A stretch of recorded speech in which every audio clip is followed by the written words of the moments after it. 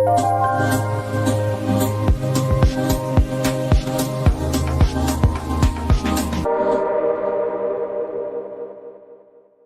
Majesty, Mr. Prime Minister, Ministers, Members of Parliament, officers and cadets, ladies and gentlemen, dear friends, everything was said. And perfectly by Your Majesty and Mr. Prime Minister, so I don't want to repeat, and I will try to get short and direct, perhaps much more on the situation in Ukraine. And I suggest to answer your questions and to have a more interactive session afterwards. But very often I repeated the necessity to have a more sovereign Europe. And it was for a lot of people a sort of mystery, of a paradox to speak about sovereignty referring to Europe. And indeed, I do insist on this notion. What does it mean? Having more autonomy and deciding the cooperation we want to build, but not depending on others for what is core for us.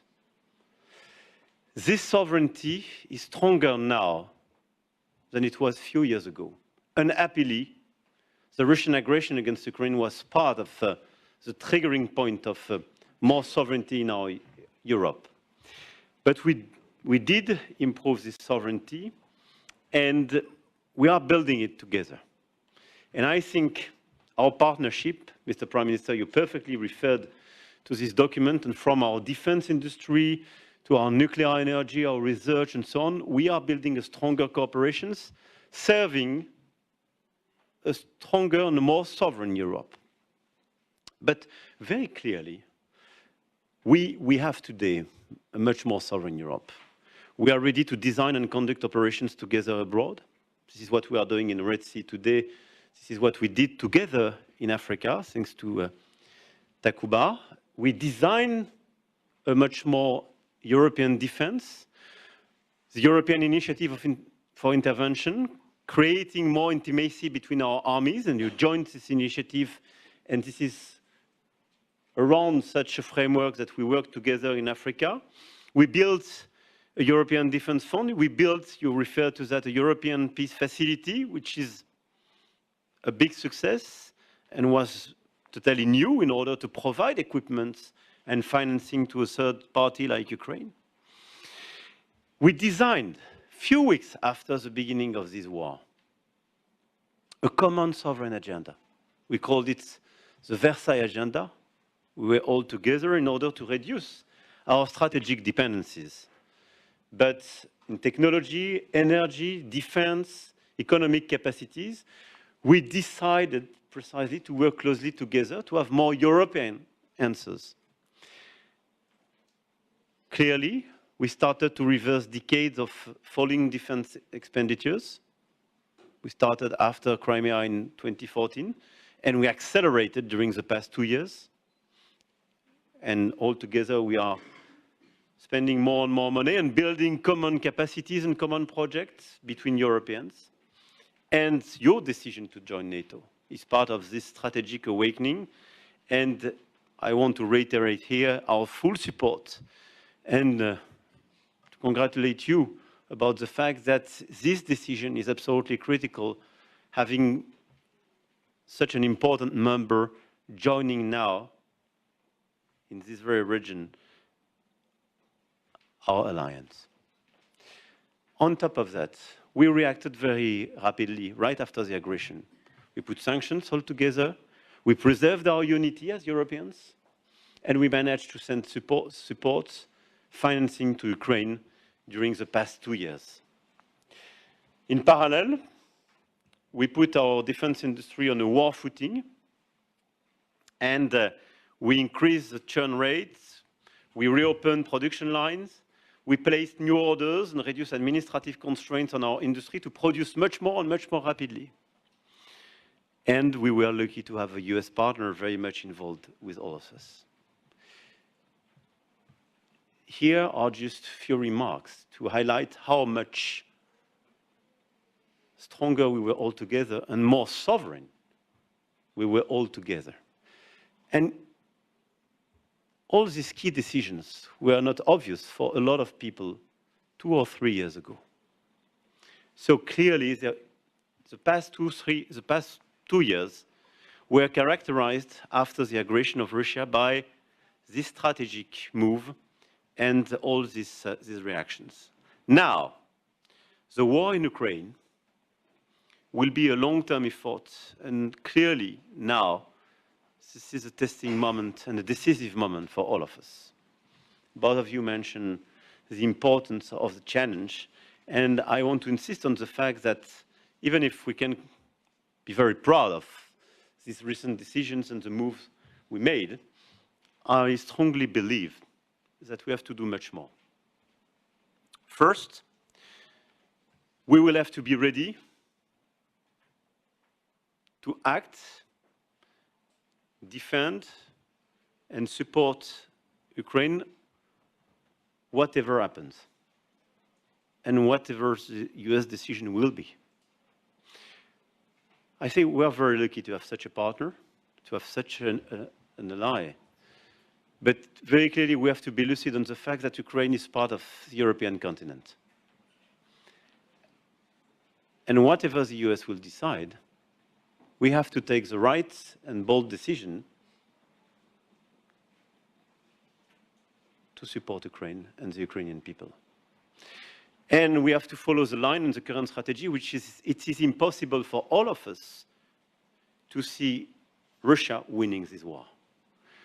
Because there is no more framework and architecture of security in our continent if this is a Russian victory. What is the future of our eastern flank? What is the future of the whole Europe? What is the future of Caucasus? What is the future of Central Asia if the result of such an international involvement will be a victory for Russia? So the cost, the real cost on the short to long run of a Russian victory is too high for all of us. This is why the reasonable answer is to put ourselves in a situation to support Ukraine during this year and the years to come. Whatever it takes, whatever it costs.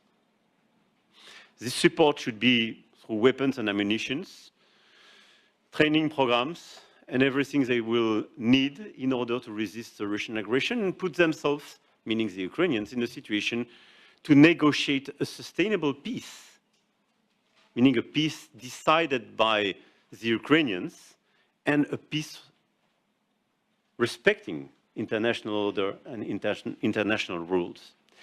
This is why, whatever we decided and we did, clearly we will have in the months to come to accelerate and scale up our effort. In terms of production, let's be clear, and perhaps in terms of nature. It will request a lot of national decisions. It will request some clear European decision, and we will make the follow-up on Thursday with our dear colleagues in Brussels. It will request to have perhaps some innovative answer, and I want to praise our colleague Kaya Kallas, and she proposed a very bold decision for our defense industry strategy in order to have a sort of grants approach in order to raise more money to finance this effort. I mean, I'm ready to take all this adapted decision and build the consensus, but very clearly, we will have to take additional decision, and we will have to adapt ourselves as well to more production. Because let's be clear, even if we made a lot of efforts in order to produce more and more rapidly, if we compare ourselves to the Russian effort today, it's not at scale, and it's not the right speed. They managed to completely readapt their system, so we have to react and even overreact to be alongside with the Ukrainians.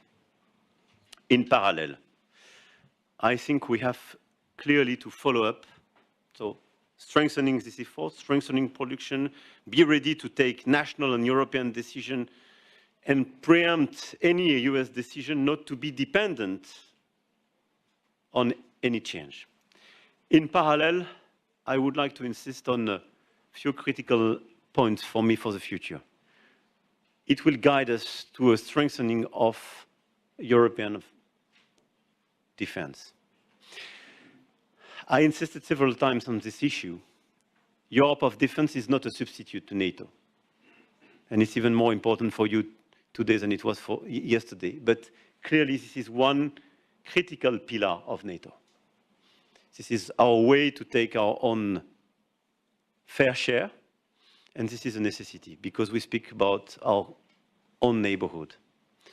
So on top of that, let's follow up the strengthening of this European defense, meaning we need more innovation, more common programs, and more clear operational intimacy. What we started with the European initiative for intervention should be strengthened and deepened in the months and years to come in order to have a much more European operational approach. And interoperability based on NATO experience is an asset. We have to do the same as well with common program. I think our common partnership will allow us to do much more together, and with our defense industry, we will have to follow up. Third, we have to follow up and deliver our Versailles agenda, meaning we need much more sovereignty and autonomy on our energy, our technologies, and our capacity to produce.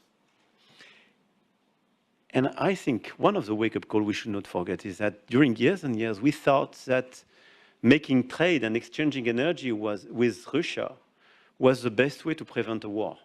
It was a mistake. It was the best way to suffer from a war and suffer from a unilateral decision. So we should not replicate this approach. So let's diversify our relation, but let's refuse to depend on anybody else. When we speak about our energy, we have to produce our low-carbon energy, more renewable, more nuclear, more efficiency, European solutions. It's part of our mid to long run security. When we speak about our technology, our artificial intelligence and so on, it's great to have a super partner, but we want to choose and design our future. So let's work hard in order to preserve European solutions and European innovations. When we speak about space, and both of us have this advantage to have the capacity to send satellites and launchers with our bases, let's preserve a European access to space. The decision we took in Sevilla and Ariane 6 to come. But more than that, the full range of innovation, civilian and defense innovation are absolutely critical for this war and the years to come. My last point is about how to deal with our neighbors and how to frame our own architecture. I think part of what's happening in Ukraine is due to the fact that probably we were, as Europeans, in a situation of geopolitical minority.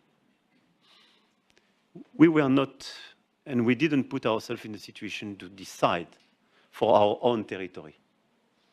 All the treaties were decided by former USSR and USA. Everything which covered our territory was decided by the big guys in the room, not by the Europeans themselves. And it seems that we were quite happy with such a situation. I think we have to be part of those to decide for ourselves. When it is about INF, when it is about deployments, when it is about arms control for today and tomorrow, when it is about designing our architecture of security, we have to be the one to decide. And this is to be designed during this period of war. And this is why our involvement for the Ukrainians is not just for them to prevent any Russian victory, but it is for us to be around the table to decide for our future, because Ukraine is part of our future, being part of our continent. There is no future for ourselves and our children if we are not in a situation to build the new architecture of security, of arms control, and neighboring of the whole region. But we have to be the one to decide it for ourselves, and not to delegate it to big powers, even if they are very good allies, because they live on the other side of the ocean. It's probably more simple. And I think it's very important in this moment to have in the back of our mind the fact that this is because of our current involvement, then we can put ourselves in a situation to prevent any Russian victory, but we will be legitimate as well to be part of those to define and design this future architecture, which is absolutely critical. NATO will be part of it, but NATO should not have the exclusivity of this architecture. And as Europeans, we clearly have to be part of such a new architecture. And I speak as a faithful partner, a robust expeditionary military power, and a nuclear weapon state whose vital interests have a European dimension. And we offer the specific dialogue on this. And for me, it's important to reiterate this point here in front of you. I want to thank you for the opportunity to share just these few remarks. But let me tell you how much we respect your country, your armed forces, your commitment, and the friendship you had and the quality of cooperation we had during the past few years. And let me reiterate here our support for your current project, but as well your project in the futures. And each time it will be difficult, be sure that you can count on France. Thank you.